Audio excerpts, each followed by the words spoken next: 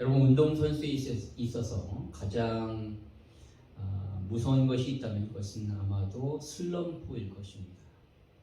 슬럼프는 스태미너가 떨어지고 운동의 어떤 활동과 효과가 굉장히 부진한 그러한 상태가 지속되는 그러한 시기를 말하는 거죠. 아무리 열심히 연습하고 훈련한다 할지라도 그 훈련한 만큼 실력이 향상되지 아니하고 또 어떤 그 운동에 대한 의욕이 계속 떨어지면서 성적은 굉장히 나쁘게 나오는 그러한 상태를 슬럼프다라고 우리는 말합니다. 그런데 그것은 종종 우리에게도 경험되어지죠. 저처럼 몸이 굉장히 아프고 또 마음이 힘들 때 특히 이러한 슬럼프를 경험하게 되는데 매사에 의욕이 떨어지고 또 뭔가를 하더라도 그것이 효과적이지 않고 좋은 결과가 일어나지 않는 경우들을 보게 됩니다. 바로 슬럼프를 경험하고 있기 때문이죠. 그런데 오늘 본문에 나오는 바울이 바로 그런 상태인 것입니다. 바울은 2차 선교 여행을 할 때 특별히 이제 마게도니아에 선교를 하는 가운데 지도에 보시면 그 마게도니아 첫 성인 빌립보 그리고 데살로니가 그리고 베레아에서 복음을 힘있게 증거했죠. 특별히 데살로니가와 베레아에서 하나님의 놀라운 성령의 역사와 결실들이 많이 일어나게 됩니다. 사도행전 17장 4절에 보면 데살로니가에서는 그 중에 어떤 사람 곧 경건한 헬라인의 큰 무리와 적지 아니하는 귀부인도 권함을 받고 바울과 실라를 따랐다라고 말하고 있습니다. 또 베레아에서도 17장 2절에 보면 그 중에 믿는 사람이 많고 또 헬라의 귀부인과 남자가 적지 아니하였다라고 말하고 있죠. 이처럼 하나님의 말씀을 전했을 때 사람들의 반응이 참으로 이렇게 즉각적으로 나타나고 사람들이 은혜를 받으면서 많은 사람들이 결신되는 그러한 일들이 벌어지게 된 것이죠. 굉장한 큰 복음 사역의 역사가 일어났습니다. 그런데 그가 그 다음 행선지인 아덴에 내려갈 때는 데살로니가의 유대인들이 이 베레아까지 쳐들어와가지고 어쩔 수 없이 바울은 선교팀과 헤어지고 혼자서 이 아가보에 있는 아덴으로 내려오게 된 것입니다. 그는 이 아테네죠. 그리스에서도 아테네에서 그는 회당과 장터에서 복음을 전했는데 사람들의 반응이 그다지 좋지 않습니다. 그 지역의 유대인들이 그다지 그렇게 방해하지도 않았음에도 불구하고 복음을 전했는데 사람들이 은혜 받는 사람들이 별로 없고 그리고 어떤 사람은 심지어 바울을 조롱까지 했습니다. 그래서 나타난 결과가 어땠는가? 17장 34절에 보면 몇 사람밖에 믿지 아니했죠. 몇 사람이 그를 가까이하여 믿으니 그 중에는 아레오바고 관리 디도 누시오와 다마리라 하는 여자와 또 다른 사람들도 있었더라. 이 아덴은요 그리스의 수도로 아가보라는 지역에서 가장 큰 도시였음에도 불구하고 채 10명도 안 되는 그런 결신자가 나온 겁니다. 물론 이것도 너무나도 감사한 일이죠. 그러나 그 전에 바울의 사역을 보건대 이것은 비교할 수 없을 정도로 현저한 저주한 결과입니다.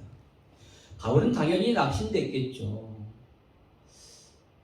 그런 낙심된 상태를 가지고 그런 마음을 가지고 오늘 그가 그 다음 행선지인 고린도에 내려온 것입니다. 그런데 그래서 그의 지금 그 고린도에 내려왔던 그 바울의 마음의 상태가 어떠했는가? 고린도전서 2장 3절에 보면요. 내가 너희 가운데 거할 때 약하고 두려워하고 심히 떨어노라 라고 말하고 있어요. 고린도 교인들을 향하여 보낸 편지 가운데 내가 너희에 거할 때 내가 너희에 도착했을 때 굉장히 나는 약하고 두려워하고 심히 떨었다라고 말하고 있어요. 왜요? 그 전에 아덴에서의 사역에서 너무 큰 낙심이 됐기 때문에 그런 것이죠. 그래서 지금 그는 굉장히 심신이 약해진 슬럼프에 빠져 있는 상태였다라는 겁니다. 그러나 오늘 바울은요, 그러한 슬럼프를 너무나도 잘 극복합니다. 그가 이 고린도에서 1년 6개월간 하나님의 말씀을 가르쳤는데 그것 자체가 그 슬럼프를 잘 극복했다라는 증거인 것이죠. 그렇다면 그가 어떻게 이런 영적 침체를 극복할 수 있었을까요? 또 하나님이 그를 어떻게 다시 회복시켜 주셨을까요? 그 첫 번째 이유는 바로 동역입니다. 동역. 하나님이 너무나도 신실한 동역자를 바울에게 붙여주셨던 것이죠. 오늘 이전의 말씀을 같이 한번 읽도록 하겠습니다. 시작. 아굴라라는 본도에서 난 유대인 한 사람을 만나니 글라우디오가 모든 유대인을 명하여 로마에서 떠나라 하므로 그가 그 안에 브리스길라와 함께 이달리아로부터 새로 온지라. 바울이 그들에게 가매. 아멘. 바울이 바로 이 고린도에서 아굴라와 브리스길라 부부를 만났습니다. 이들은 원래 로마에 살았던 디아스포라 유대인이에요. 아니, 엄밀히 따져보면 그의 남편, 이 부부 남편인 아굴라는 오늘 본문에 보니까 2절에 아굴라라는 본도에서 난 유대인 한 사람, 그러니까 소아시아 본도 출신인 디아스포라 유대인입니다. 하지만 그의 아내 브리스길라는 로마인이에요. 그것도 귀족 출신의 여인이었습니다. 왜냐하면 브리스가라는 그 이름은 그 당시 로마 사회에서 귀족들에게 불리는 아주 흔한 이름이었기 때문에 그렇습니다. 어떻게 이렇게 신분의 차이가 있는 두 사람이 만나서 결혼을 했을까요? 그것은 바로 복음 때문에 그렇습니다. 사도행전 18장에 보면 이들 부부가 고린도에서 바울을 처음 만나고 1년 6개월 동안 함께합니다. 그리고 에베소까지 함께 바울과 함께 전도 사역을 했는데 성경에 보면 어디에도 바울에게 이들이 복음을 받았다, 바울을 통하여 이들이 예수 그리스도를 믿게 되었다라는 말이 전혀 없습니다. 이미 그들은 복음을 들었고 그 예수 그리스도를 믿었다라는 것이죠. 그런 상태에서 그들이 고린도에서 바울을 만났던 것입니다. 그들이 어떻게 예수를 믿게 되었을까요? 복음을 들을 수 있었을까요? 사도행전 2장 9절과 10절에 보면 우리는 바데인과 메데인과 엘람인과 또 메소포타미아, 유대와 갑바도기와 본도와 아시아, 부르기아와 밤빌리와 애국과 및 구레네에 가까운 리비아 여러 지방에 사는 사람들과 로마로부터 온 나그네 곧 유대인과 유대교에 들어온 사람들과 그리스인과 아라비아인들이라 라고 나옵니다. 여러분, 분명히 아굴라는 본도 출신의 그 사람이라고 그랬고 브리스길라는 로마 사람이라고 했잖아요. 바로 오순절 마가다락방에서 제자들이 전한 이 말씀, 복음의 말씀을 듣고 예수 그리스도를 믿고 성령의 세례를 받은 사람들 중에 여기 보면 본도와 로마에서 온 사람이 있었다라는 거예요. 그들이 복음을 받고 변화되어 각자 자기의 지역으로 가서 복음을 전했던 것이죠. 바로 그들을 통하여 이 가굴라와 브리스길라가 복음을 받았을 것이다 라고 많은 성경학자들은 그렇게 추측합니다. 특별히 유대인이었고 귀족 출신이었던 이 브리스길라는 예수를 믿고 나서 너무나 그 충격적이었고 삶의 급격한 변화를 일으켰던 것이죠. 그래서 예수를 믿고 나서 그가 교회에 출석하는 가운데 본도에서 온 이 그리스도인 아굴라를 만나 사랑에 빠져서 나라와 신분을 초월하여 이렇게 가정이 이루어지지 않았는가라고 이렇게 생각이 됩니다. 어쨌든 간에 이들은 결혼을 했고 브리스길라는 남편을 따라서 자신의 귀족의 그 편안한 삶을 포기하고 남편과 함께 정말로 복음을 위하여 수고하는 그러한 삶을 살았던 것입니다. 복음이 아니면 그냥 편안하게 살 수 있었던 사람이에요. 그러나 복음 때문에 그 남자와 결혼했고, 복음 때문에 그 귀족, 로마 귀족이 식민지 사람처럼 그렇게 살았던 것이죠. 이것은 대단한 헌신이에요. 대단한 희생입니다. 그래서 성경은 오늘 본문에 보면, 오늘 본문과 그리고 고린도전서 16장 9절 19절에 보면 이 두 군데를 제외하고 나머지 부분 네 군데에서 이 부부에 대해서 이야기할 때 브리스길라, 여자 이름을 먼저 앞에 둡니다. 그 이유는 아마도 이 여자의 믿음이 훨씬 더 훌륭했고, 그리고 그리스도를 위한 희생이 훨씬 더 많았으며, 또한 초대교회에서 더 많은 영향력을 끼쳤기 때문이겠죠. 그래서 대부분의 많은 사람들이 이 부부를 얘기할 때도 우리는 주로 브리스길라 아굴라 부부라고 이렇게 얘기를 하죠. 사실 오늘날에도 여자들의 힘이 막강합니다. 특별히 교회는 더욱 그러하죠. 아무리 남자들이 육체적으로 힘이 세다 할지라도 여자들이 도와주지 않으면 교회 사역은 이루어지지 않습니다. 따라서 교회에서 남자들은 여자들한테 잘해줘야 합니다. 네, 그래야지 가정이 편안하고 교회가 평안할 수 있는 것이죠. 그런데 이렇게 로마에서 살던 이들에게 어느 날 갑자기 큰일이 벌어진 거예요. 바로 로마의 황제 글라우디오가 유대인들에게 추방 명령을 내렸습니다. 그 이유는 그 당시 로마 안에서는 유대인들이 한 2만 명 정도 살고 있었는데 그들 중 일부가 유대 민족의 독립을 위하여 폭동을 자주 일으켰던 것입니다. 그래서 그 일로 인하여 유대인들을 다 내쫓아버렸던 것이죠. 그래서 어쩔 수 없이 오늘 이 아굴라와 브리스길라 부부도 이 로마를 떠나 고린도 지역으로 오게 된 것입니다. 그런데 그들의 직업이 무엇인가? 오늘 본문에 보니까 천막을 만드는 것이었다라고 말하고 있습니다. 이것은 바울의 직업과 같죠.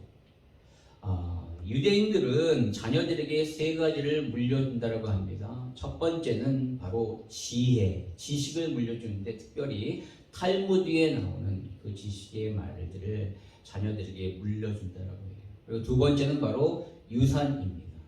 세 번째는 바로 기술을 물려준다고 해요. 그래서 랍비 유다라는 사람은 말하기를 누구든지 아들에게 기술을 가르치지 않는 자는 도적이 되게 하는 것이다 라고 이렇게 말했어요. 아마도 바울이 천막을 만들었던 것은 그의 아버지에게 배운 것이 아닌가 라는 생각이 들고요. 아무튼 오늘 이 아굴라도 바울처럼 천막을 만드는 그 일을 하고 있었고 그의 아내 브리스길라가 그 일에 동참하며 도와주었던 것입니다. 나중에 이 직업을 통하여 이들은 바울의 복음 사역 가운데 너무나도 크게 많이 도와주는 것을 보게 됩니다. 여러분, 우리는 이것을 텐트 메이킹 미션이라고 말합니다. 그러니까 소위 말하면 우리나라 말로는 전문인 선교 혹은 자비랑 선교라고 말하죠. 그러니까 자신의 직업을 통하여 선교비를 스스로 충당하여 선교하는 그러한 것을 말합니다. 바로 우리의 직업이 선교를 위하여 수단이 될 수 있다라고 말할 수 있는 것이죠. 그래서 초대교회사에 보면요, 이 브리스길라 아굴라가 천막을 얼마나 잘 만들었던지 그의 소문이 퍼져가지고 로마 군대에 천막을 납품할 정도로 굉장히 사업이 번창했고요. 그러는 가운데 만나는 많은 사람들에게 복음을 힘있게 증거했다 라고 기록되어 있습니다. 바로 이들의 직업이 하나님의 나라와 복음을 위하여 귀하게 쓰임받았다라는 것이죠. 여러분의 직업이 그렇게 하나님 앞에 하나님의 나라와 영광 가운데 복음을 위하여 귀하게 쓰임받기를 소망합니다. 또한 이들은 단순히 예수 그리스도를 믿는 차원이 아니라 이들의 신앙 수준은 굉장히 뛰어났습니다. 사도행전 18장 24절과 26절에 보면 알렉산드리아에서 온 유대인 성경학자 아볼로라는 사람이 있는데 그 사람이 성경을 통하여, 그러니까 구약 성경을 통하여 이렇게 나름대로 자기가 알고 있는 복음을 증거했지만 그는 세례 요한의 세례밖에 알지 못했던 거예요. 그것을 들었던 이 브리스길라 아굴라가 그의 말에 굉장히 중요한 것들이 빠져 있는 것을 알고 그를 불러서 그에게 성경을 통하여 예수가 그리스도 되심을 아주 자세히 풀어 설명해 주었던 거예요. 그러니까 상당히 복음에 굉장한 수준을 가지고 있었던 사람이었다는 거죠. 바로 바울은 이러한 동역자를 만난 겁니다. 자신의 직업을 통하여 복음을 전했던 사람이었고 또한 성경학자 아볼로를 성경을 통하여 예수 그리스도의 복음을 가르칠 정도로 복음에 뛰어난 통찰력을 가지고 있었던 그런 동역자를 오늘 바울은 만난 것이죠. 그들이 바울을 위하여 어느 정도까지 수고하고 도와줬는가? 로마서 16장 3절과 4절의 말씀에 보면 이렇습니다. 같이 읽겠습니다. 너희는 그리스도 예수 안에서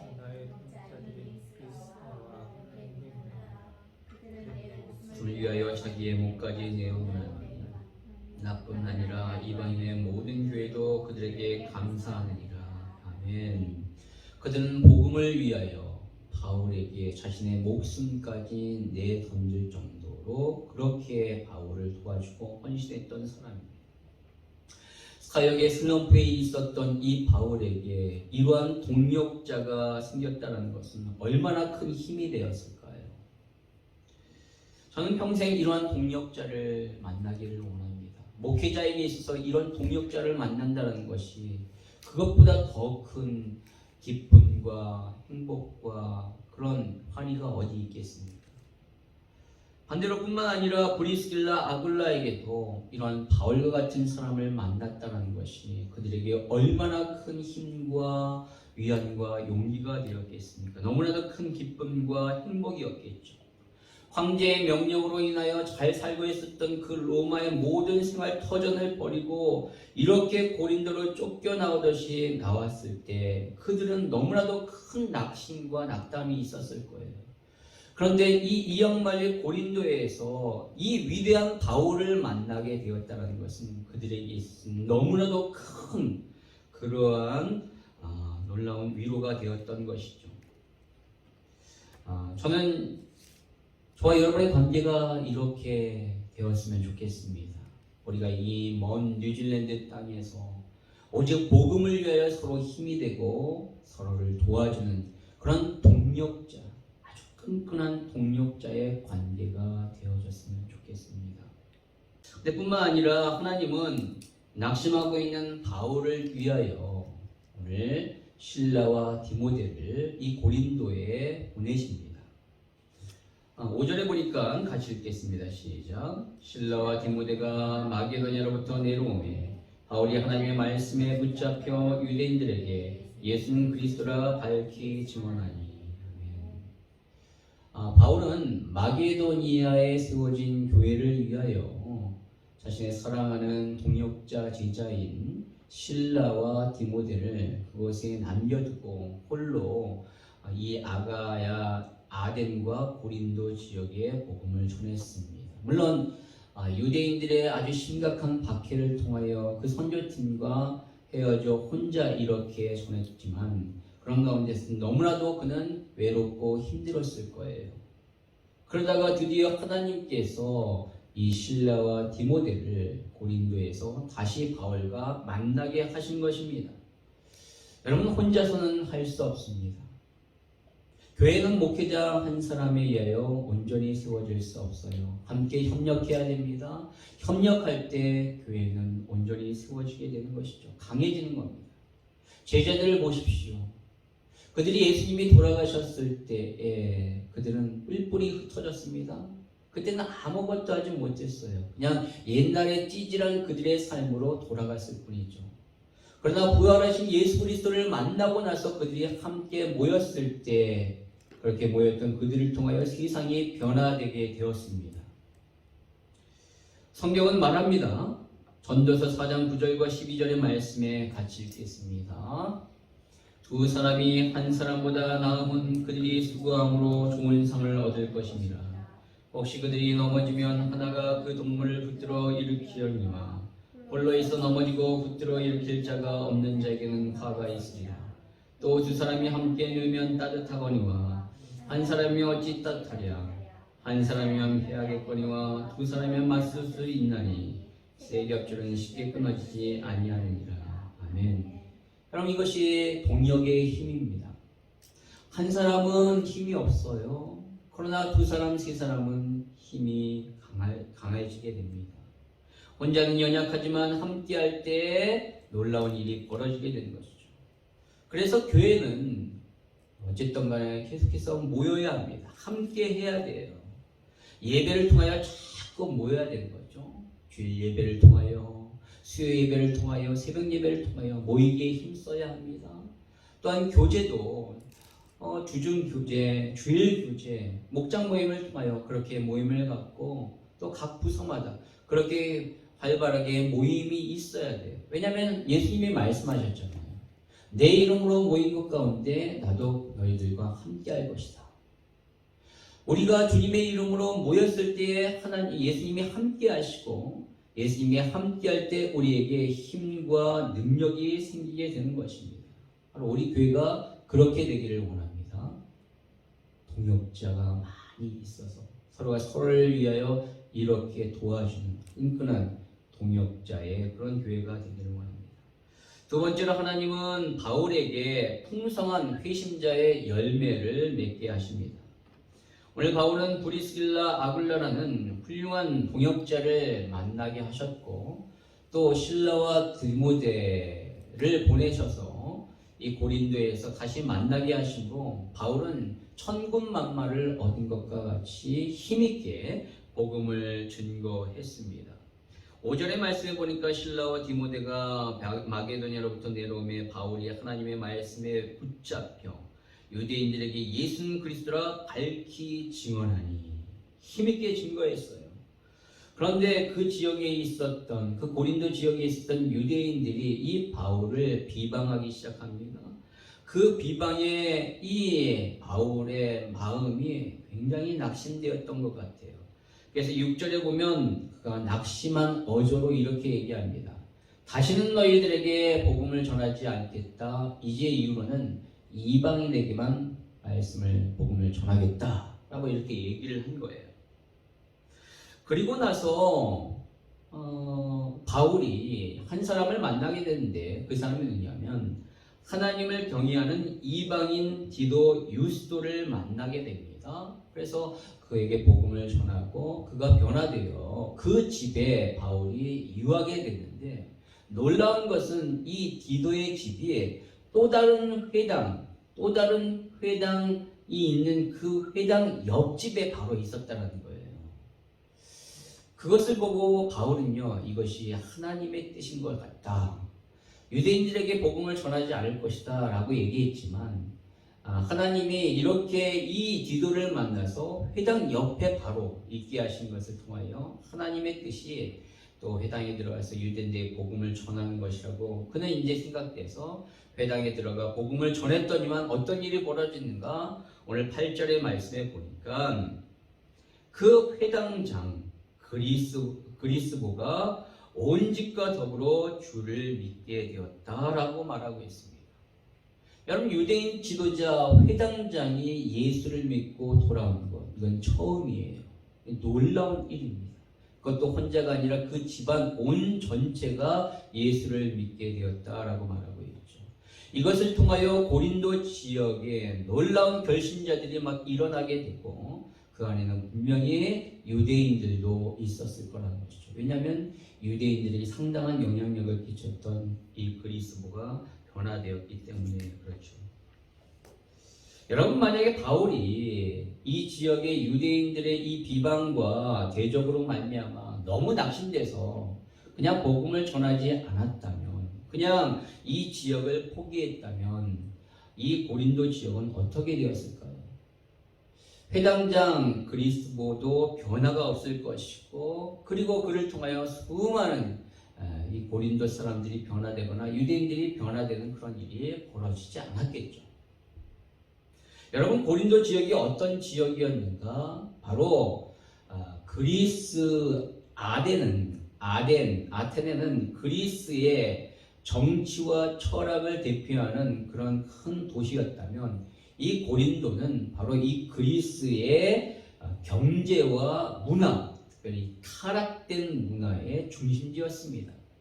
이 고린도는 지역 특성상 이렇게 큰 항구 도시로서 많은 무역이 성행했기 때문에 너무나도 각 나라와 민족의 사람들이, 다양한 사람들이 이곳을 왕래했기 때문에 그러는 가운데 각 나라 민족의 신들이 뒤섞이는 종교적 혼합주의가 아주 팽배했던 그런 지역입니다. 특히 이 지역에는 엄청난 아프로디테 신전이 있었어요. 아프로디테라고 얘기하면 로마의 비너스를 말합니다. 로마 신화에서는 비너스, 미의 여신 비너스가 바로 그리스 신화에서는 아프로디테인 것이죠. 이 아프로디테 신전을 중심으로 그 안에는 천여 명의 여사제들이 있었는데, 이들은 이 성적인 행위를 통하여 제사를 했던 매춘부들이었어요. 그러니까 그 지역의 남자들은 너무나도 합법적으로 자연스럽게 그렇게 매춘을 그렇게 즐겼던 것이에요. 그래서 고린도 지역의 다른 지역의 사람들이 말하기를 고린도인처럼 행동한다라는 헬라어 코린티아조마이라고 하는데, 이 코린티아조마이라는 말의 뜻이 뭐냐면 가늠하다, 매춘하다라는 그런 뜻이에요. 그러니까 아유, 제 고린도 사람처럼 행동하네. 그것은 가늠하고 매춘한다라는 것이죠. 여러분, 얼마나 이러한 추잡한 행위가 일반화되고 아무렇지 않게 느껴졌으면 이러한 관용구가 생길 정도였을까요? 그 정도로 이 지역은요, 성적인 타락이 너무나도 심각했던 곳입니다. 그러나 오늘 바울이 이 지역에 복음을 증거함으로 말미암아 교회가 생긴 거예요. 고린도 교회가 생겼습니다. 이 고린도 교회에는 물론 성경에 보면 문제가 너무너무 많은 그런 교회였어요. 그러나 또한 반면에 이 교회는 너무나도 뛰어난 은사와 기적들이 일어났던 그런 교회였습니다. 아무튼 바울이 이곳을 포기하고 복음을 전하지 않았다면 이 지역에 고린도 교회가 세워지지 않았을 것이라는 것이죠. 여러분, 포기하지 마십시오. 포기하지 않으면 하나님이 분명히 열매를 맺게 하셔요. 복음 사역에 있어서 포기하지 않아야 돼요. 포기하면 열매는 없지만 포기하지 않으면 하나님이 반드시 열매를 맺게 하셔요. 주님이 우리에게 이렇게 말씀하십니다. 마태복음 24장에 보면 마지막 때에 너희가 많은 환난과 어려움을 당할 것이다. 내 이름 때문에 너희들이 사람들에게 미움을 받고 옥에 갇히고 죽임을 당할 것이다. 그러나 13절에 보니까 끝까지 견디는 자는 구원을 얻으리라. 끝까지 견디려고. 그게 믿음입니다. 포기하지 아니고 끝까지 그 일을, 복음을 위해 그 일을 하는 거예요. 여러분, 우리의 삶에 포기해야 할 것과 포기하지 말아야 할 것이 있는데, 다른 것은 다 포기해도 바로 이 신앙만큼은 포기할 수 없습니다. 왜냐하면 그것은 생명, 영원한 생명과 관련되어 있기 때문에 그렇죠. 우리가 우리의 생명을 위하여 믿음을 포기할 수 없듯이 다른 사람의 생명을 위해서도 우리는 복음 전파를 포기할 수 없는 것입니다. 여러분의 가족, 여러분의 친족 중에 아직 예수를 믿지 않는 사람이 있습니까? 포기하지 마십시오. 아, 우리 엄마 아빠는 안 돼. 아무리 얘기해도, 아무리 복음을 전해도 안 돼. 우리 할아버지 할머니 안 돼. 그렇게 얘기하지 마십시오. 저도 사실 그렇게 얘기를 했거든요. 그러나 변화되었습니다. 하나님 앞에서 변화되지 아니할 사람은 없어요. 하나님이 만나주시면 그 사람은 반드시 변화되는 거예요. 우리가 포기하지 않으면 하나님은 분명히 역사하실 것입니다. 바울이 얘기하잖아요. 사도행전 16장 31절에 주 예수를 믿으라 그리하면 너와 네 집이 구원을 받으리라. 예수 그리스도를 믿고 끝까지 복음을 증거하면 그 집에 구원이 임하게 될 것입니다. 오늘 바울이 이 권면과 우리 주님의 말씀을 끝까지 듣고 포기하지 않는 그러한 복음을 전하는 저와 여러분 되기를 바랍니다. 그로 인하여 오늘 바울의 삶 가운데 낙심되었던 바울의 삶에 이 회심의 놀라운 열매들이 일어남으로 말미암아 그가 다시 회복될 수 있었던 것입니다. 마지막 세 번째로 하나님은 오늘 바울에게 직접 말씀해 주심으로 그를 회복시키십니다. 오늘 9절과 10절의 말씀에 보면 하나님이 그 밤에 환상 가운데 나타나셔서 말씀하시죠. 두려워 말라, 침묵하지 말고 말하라. 내가 너와 함께할 것이다. 이 땅에 어떤 누구도 너를 해하지 못할 것이다. 왜냐하면 이 땅에 나의 백성이 많기 때문이다. 라고 이렇게 하나님이 직접 말씀해 주셨어요. 여러분, 하나님의 말씀보다 더 힘이 되는 것이 무엇이 있겠습니까? 사람의 100마디의 위로의 말보다 하나님의 말씀이 내 마음에 들어왔을 때 그 말씀이 나를 살리는 거예요. 나에게 힘이 되고 능력이 되고 용기가 되는 것입니다. 하나님의 말씀에 귀를 기울이십시오. 그 말은 오늘 바울처럼 환상을 기다리라 그런 말이 아니죠. 여러분, 초대교회 때는 다시 말씀드리지만 초대교회 때는 아직 계시가 완성되지 아니했어요. 즉 신약 성경이 아직 완성되지 아니했기 때문에 성령이 강권적으로 강하게 그렇게 역사했던 시기입니다. 그래서 오늘 본문에 나오듯이 환상을 통하여서 하나님이 이렇게 말씀을 하셨죠. 그러나 오늘날은 하나님의 계시가 완성됐어요. 이 성경을 통하여 하나님이 우리에게 말씀하시고자 하는 우리에게 충분한 말씀이 이 성경에 기록되어 있기 때문에 우리가 다른 어떤 것을 통하여 하나님의 뜻과 하나님의 말씀을 찾아서는 안 되는 거예요. 그러니까 환상을 통하여 하나님의 음성 듣기를 원한다. 그러지 마십시오. 물론 그것을 완전히 부정하지는 않아요. 그럴 수도 있다라고 생각합니다. 그러나 그것은 결단코 이 시대에 하나님이 일하시는 일반적인 사역이 아니라는 거예요. 그러니까 저는 어느 부분에서는 좀 인정하냐면 이슬람권 사람들이 회심하는 경우에 대부분의 그 사람들의 고백을 들으면 자기가 꿈에서 혹은 환상 중에 예수를 보고 그렇게 변화되는 케이스들이 굉장히 많거든요. 하나님은 물론 그러한 극단적인 상황에서는 그렇게 역사하실 수 있다라고 생각하지만 우리에게 성경이 주어진 이 시대 가운데 얼마든지 성경을 통하여 하나님의 뜻을 알 수 있는 이 상황에서는 그렇게 환상을 통하여 하나님의 말씀, 음성을 들어서는 안 된다는 것이죠. 우리는 성경을 통하여 하나님의 그 말씀을 들어야 하는 것이에요.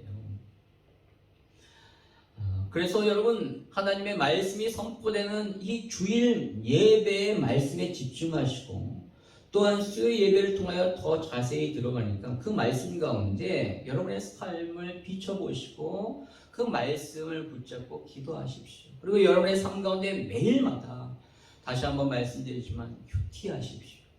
진짜 날마다 삶 가운데서 말씀을 읽고 그 말씀을 묵상하는 가운데 그 말씀이 여러분의 삶 가운데 부딪힐 때 여러분의 삶에 하나님의 음성을 듣게 되는 거예요.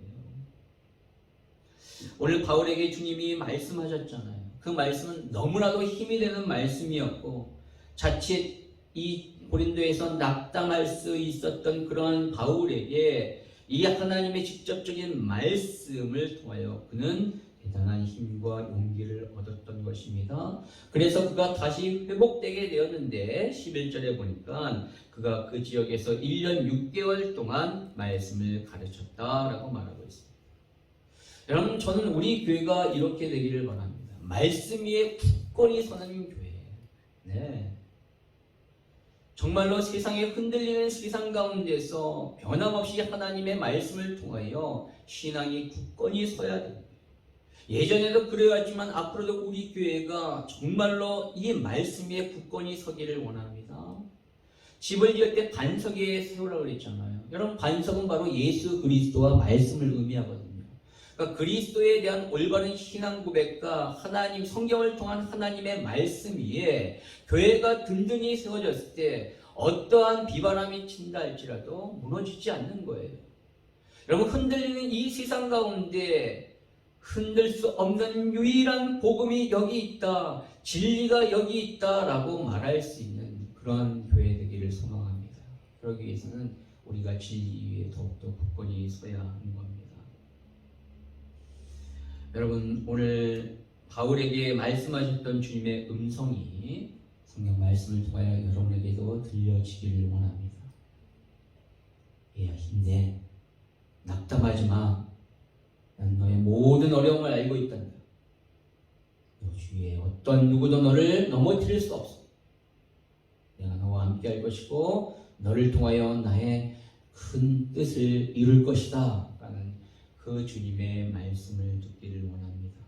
그런 가운데 회복하시고 다른 동역자들과 함께 사역하시는 가운데 그들을 통하여 힘과 위로와 용기를 얻는, 그래서 여러분의 삶에 진정한 복음 전도자로서의 아름다운 삶의 모습이 나타나기를 주님의 이름으로 축원합니다.